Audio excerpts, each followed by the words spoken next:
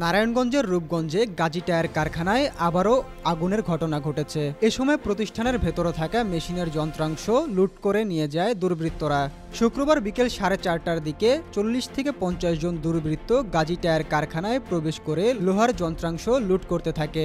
সন্ধ্যা 7:30টার দিকে এদেরই একটি অংশ কারখানার ভেতরে ওয়েস্টেজ সেকশনে আগুন লাগিয়ে দেয়। মুহূর্তেই দাউ দাউ করে জ্বলে ওঠে আগুন।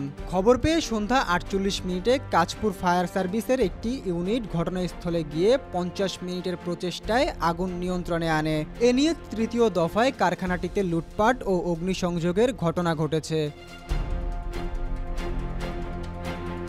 5 আগস্ট আওয়ামী লীগ সরকারের পতনের পর সাবেক বস্ত্র ও পাটমন্ত্রী গোলাম দস্তগীর গাজীর মালিকানাধীন এই কারখানাটিতে প্রথমবারের মতো হামলা, ভাঙচুর ও লুটপাট চালানো হয়। পরে কারখানাটির ভেতরে কয়েকটি যানবাহনে আগুন দেওয়া হয়। টানা 8 আগস্ট পর্যন্ত গাড়ির টায়ার প্রস্তুতকারী এ কারখানায় লুটপাট চলে।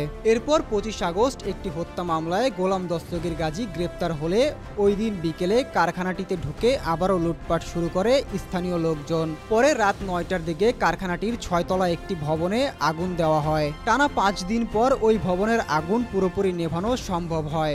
ভবনের ভেতরে আটকে পড়ে অন্তত 184 জন ব্যক্তি নিখোঁজ রয়েছেন বলে দাবি করেছেন স্বজনেরা। যদিও তাদের কোনো সন্ধান দিতে পারেনি ফায়ার সার্ভিস কিংবা প্রশাসনের কেউ। এরপর শুক্রবার তৃতীয় দফায় লুটপাটের পর আগুন দেওয়া হয়। ফায়ার সার্ভিস সূত্রে জানা যায়, গাজী টায়ার কারখানার পূর্ব পাশে পরিত্যক্ত জিনিস রাখার ছোট্ট একটি গুদামে দুর্বৃত্তরা আগুন ধরিয়ে দেয়। পরে ফায়ার সার্ভিসের একটি ইউনিট ঘটনাস্থলে গিয়ে আগুন নেভায়। তবে এখানে বড় কোনো দুর্ঘটনার আশঙ্কা নেই। মোহাম্মদ আলিফ মিয়া, দ্য মেট্রো টিভি।